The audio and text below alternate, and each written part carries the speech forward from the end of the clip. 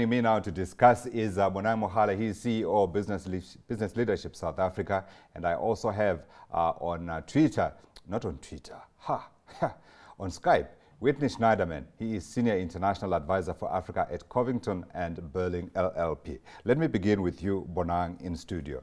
Chris has laid out some of the things that Cyril Ramaphosa has done in his first 100 days in office. We mark them tomorrow, but I guess effectively today is the working day, the last working day that we can talk about. He lauds the work that has been put in here inside that 100-day period. From a business perspective, how do you guys judge him so far? In an environment that is very difficult, like life, not perfect, not easy, not neat, as business, we give him 110% support. He has been able to achieve some amazing, incredible, good quality achievements.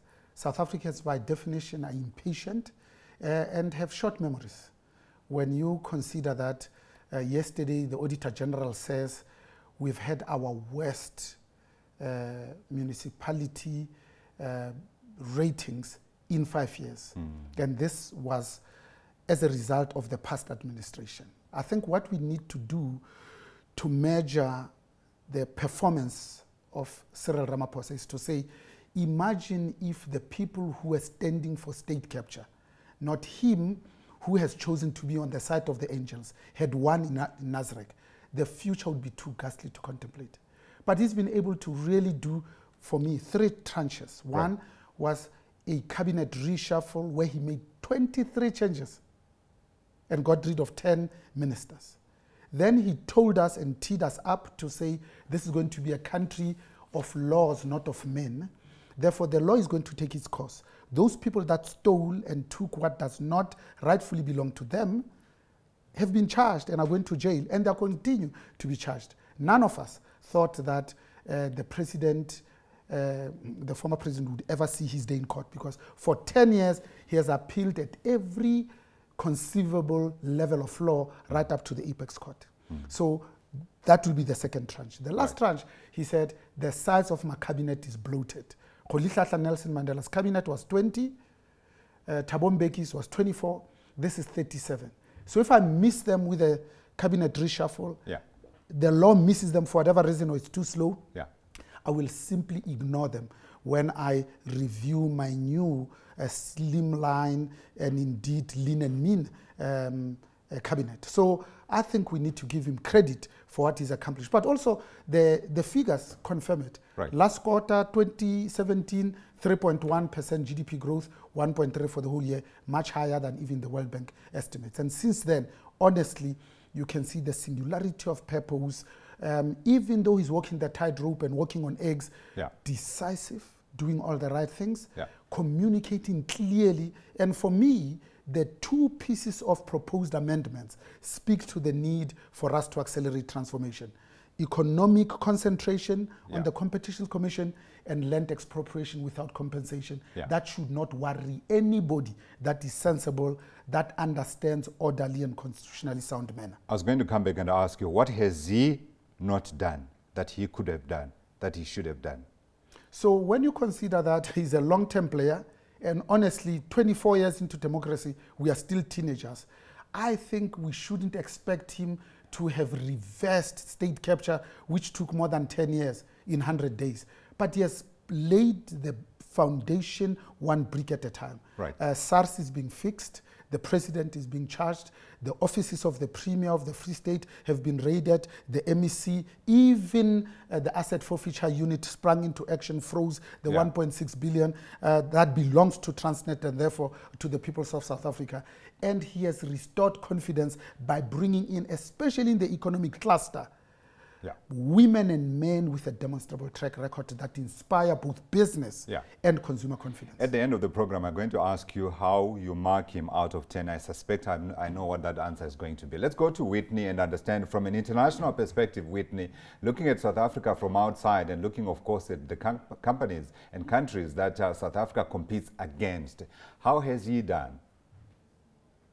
I think President Ramaphosa gets very high marks. And I base that on several actions that have taken place. Number one, his transition from becoming president of ANC on December 17th to becoming president of South Africa on February 15th. That was a relatively smooth transition. And I think it's very important that it was like that. Secondly, I think his concept of a new dawn has translated into a new optimism for South Africa. Certainly 2 out of 3 South Africans are very positive, are feeling very positive about President Ramaphosa and his leadership. And I think that's quite important. The Commission on State Capture, the creation of that, really sends a very positive signal internationally because it shows that there will be accountability from former President Zuma to the Guptas, right on down to everybody else who was involved in corruption. And the notion of rule of law being paramount is really the most important signal to send to potential investors. I think the cleanup of the state-owned enterprises from Eskom to South African Airways is also another vital signal that President Ramaphosa and his cabinet are very serious about restoring growth and restoring delivery in South Africa. And I think the fact that he has pushed through a minimum wage is important to begin dealing with the issues of poverty, which clearly are paramount. But for me, the one signal that I find fascinating is the appointment of the 4 special envoys for foreign direct investment and setting a goal of attracting $100 billion of new investment in South Africa. That shows a real self-confidence in Ramaphosa's leadership, but it also signals that South Africa is ready to compete for that foreign investment. And the global economy is very competitive. So I'm very encouraged by that and look forward to seeing it being accomplished. I guess the one blinking red light, and I guess this is an important point, is the issue of land reform. The notion of land redistribution without compensation. We've seen it before in Zimbabwe, and it did not go well. I have the highest confidence in President Ramaphosa and the South African government that they can get it right. And it is very important that land redistribution is done and done correctly. But until we really see the blueprint for that, I think folks will question how are we going to get land redistribution without compensation. Absolutely. So Bonang here in the studio with me has been talking about the fact that the president has gone out of his way to try to woo international investment and make sure that South Africa gets the foreign direct capital investment that it requires, and you have mentioned that. But some people are saying the messaging here is getting a little bit complicated, if you like, because on the one hand, the president is saying, hello, international investors, I'd like you to invest $100 billion in South Africa in the next 5 years, helping me create 1 million jobs. But on the other, he has been seen to be attacking property rights through the land expropriation without compensation move. How do the two square? I don't think they do. I mean, you know, we have the experience of Zimbabwe, where land redistribution without compensation virtually destroyed that economy and has left it on its knees. So unless the state is able to come forward with some mechanism to compensate, to make this a market-based process, I don't see how you get land redistribution without compensation. Having said that, there's no question that South Africa's constitution is one of the strongest in the world. Rule of law is at the core of South African society.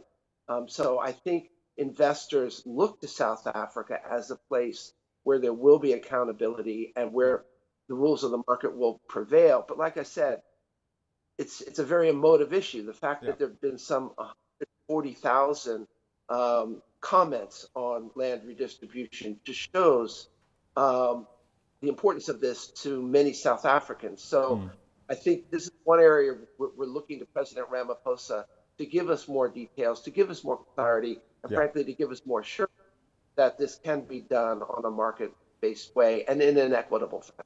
Sure. Bonang, you referred to land expropriation without compensation as a non-issue because you said this is going to be dealt with appropriately. I want to put the same question to you. how does he solve that problem while at the same time being able to go to international capitalists and say to them, you can come and invest your money here, it will be safe? In fact, the two are not mutually exclusive. What the president has introduced in his State of the Nation address is an antithesis of what happened in Venezuela and in Zimbabwe. He has been very explicit to say this is not a land grab.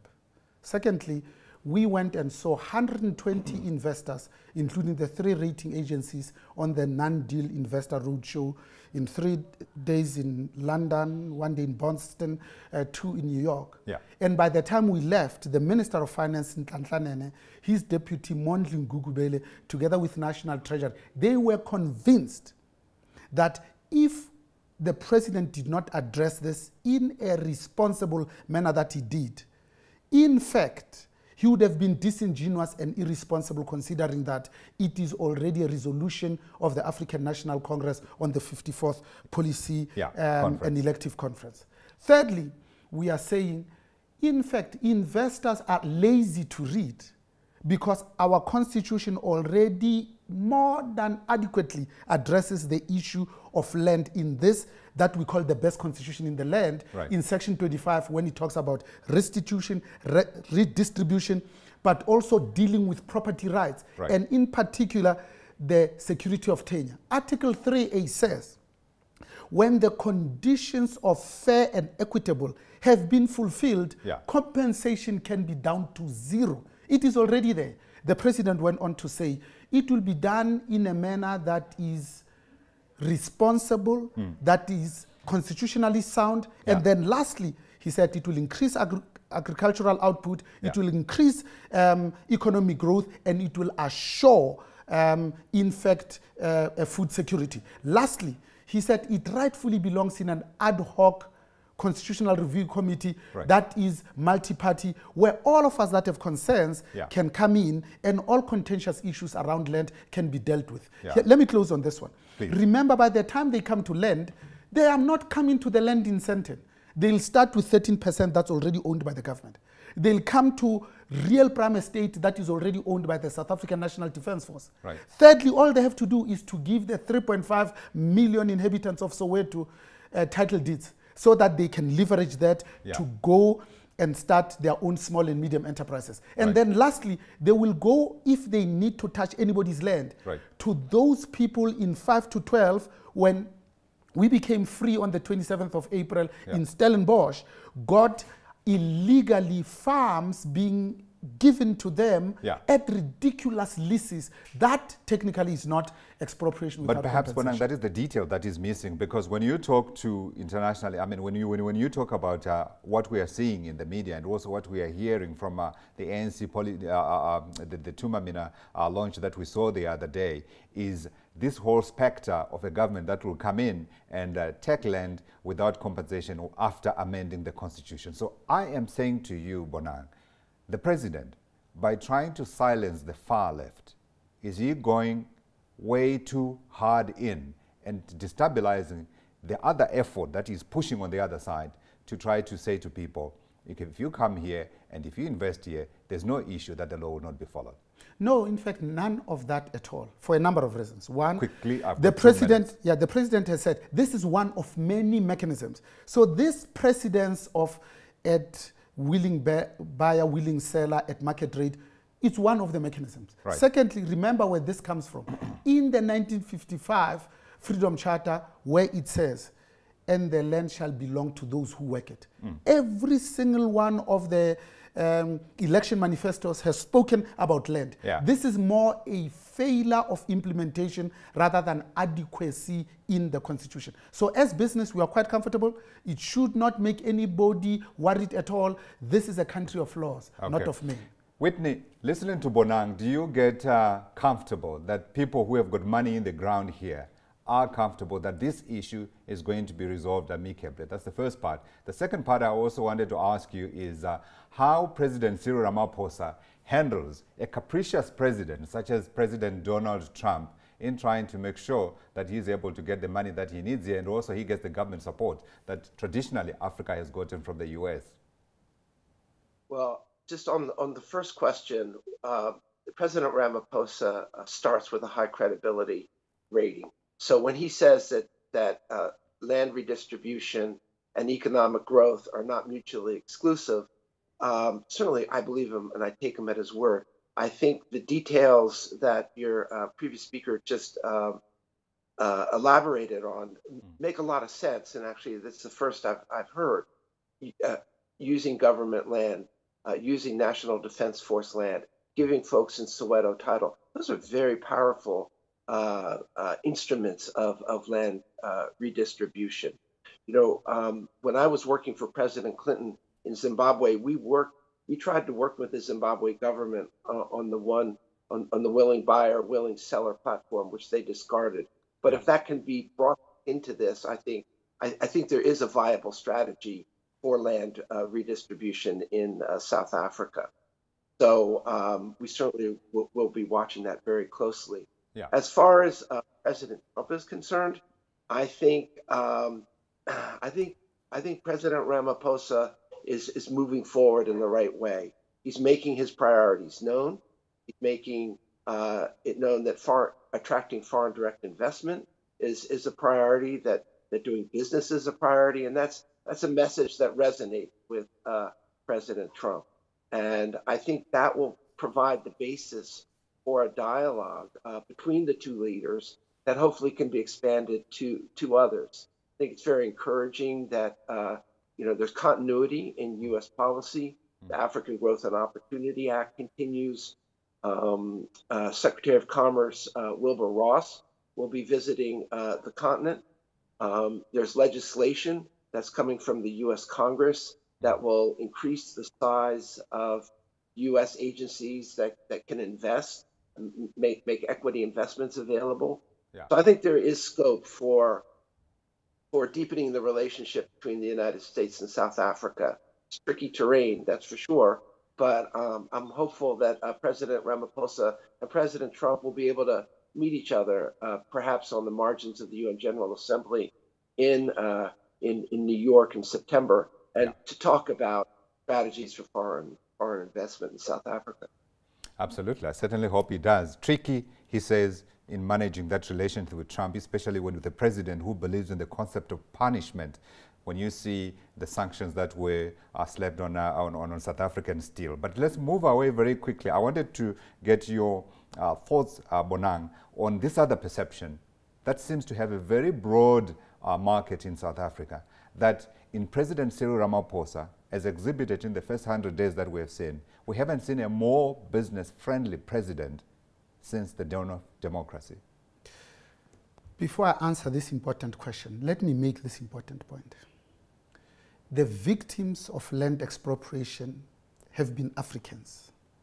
And the world must work with South Africa to ensure that the victims are the ones that are compensated, not to protect the strength of the people who are already experiencing white privilege. Africans did not lose their land through the 1913 Land Act. More than 10 times the land of Africans was taken without compensation. Therefore, land is not only central to the struggle of African people, but it is as important, crucial, and critical as the concentration camps to the Afrikaners, at Auschwitz was to the Jewish people. Until and unless this is addressed responsibly, deliberately, consciously, and purposefully, we are dealing with a future that we will lose control of, and therefore will be doing things that are irresponsible. President Cyril Ramaphosa has indeed been very friendly to business. So how can business respond? Not by sitting on their laurels and doing nothing. Yeah. Business needs to respond by saying, now that we have a president that listens to us, but also a president that says fair, just, enforced laws are going to be the norm. Yeah. Business must ensure that it is clear on its behavior along transformation. If we don't win on transformation, we might as well pack up and go. Secondly, business must do everything possible to ensure that we create jobs so that the 17 million who are on social security have their self-esteem and dignity back. Business must be saying, like West Germany, from the ones that are powerful, more is expected. Yeah. West Germany, just in 20 years, reached out to East Germany and said, we want a united, unitary, but prosperous Germany. And they did it in 20 years. For 24 years, we have been free. And yet, black representations in positions of leadership, 14.4% at the top. Senior management, 26.5. Yeah. And where it says professionally qualified middle management, 49.1, despite the fact that black people are 90% of the population. Yeah. It is not sustainable to have 70% of positions of leadership still occupied by white males. Sure. This issue of white privilege must be confronted head-on, honestly, transparently, with a lot of sensitivity, considering that the victims here are Africans and black people in general, not to protect those that are already privileged. It's their turn to contribute to ensuring that South Africa does indeed become sustainable. We need to close, but I need to take Witney very quickly and ask him for a final free advice to President Cyril Ramaphosa from someone who appears to have some sympathy towards the Africa-America trade relationship. Yes, I do. You know, one of the ideas I think was being mooted was putting together an advisory council of business leaders that can work with President Ramaphosa. And there could be some value there, because I think what we're seeing under the Trump administration is that it's really important for business to step up and to have a strong business leader to business leader dialogue between the United States. I think it's very possible to do. And I think it could be very helpful to make sure that South Africa not only gets the quantity of investment that it wants, but the type of investment, so that it's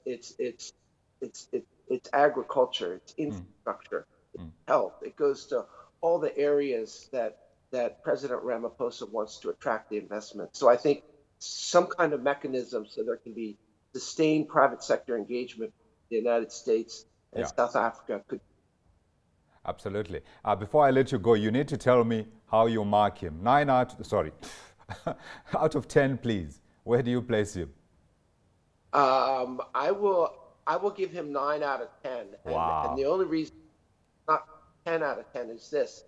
You know, there's still many issues, and some of them we've touched on in this in this conversation. But at the 100-day mark, I would have liked to see a real clear blueprint for the land distribution that was just articulated, a blueprint for job, and a blueprint for poverty alleviation. But having said that, I think I've done an outstanding job. Thank you. Thank you, Witney. Bonang, your mark? 9 out of 10, because excellence is getting better today compared to yesterday. We need to give room for him to get better tomorrow. Free advice for the president will be: one, business must give the president space to lead. That's his job. Right. Secondly, business must be present in the moment to join civil society. And then lastly, business must be intimately involved in state building, because we have inherited through Cyril Ramaphosa a public administration that's worse than in our days of apartheid, because the last administration just hollowed it out. Sure. Before I let you go, I thought I would share with you a joke, and it's not a joke, that someone picked up on Twitter, and it goes something along the lines. This is around the whole issue of victim and victimhood. You recall, of course, this whole debate after Ashwin Vilamsa walked off the stage at a SuperSport. So someone said, you know what Ashwin should be telling those guys is that Nick Mallet and Nas Botha were actually quota players, because during their time, no black person, no matter how good they were, could get into that quota. So if you're going to talk about quotas, those are your quota players. Something for you to think about. Wow. Bonang, thank you.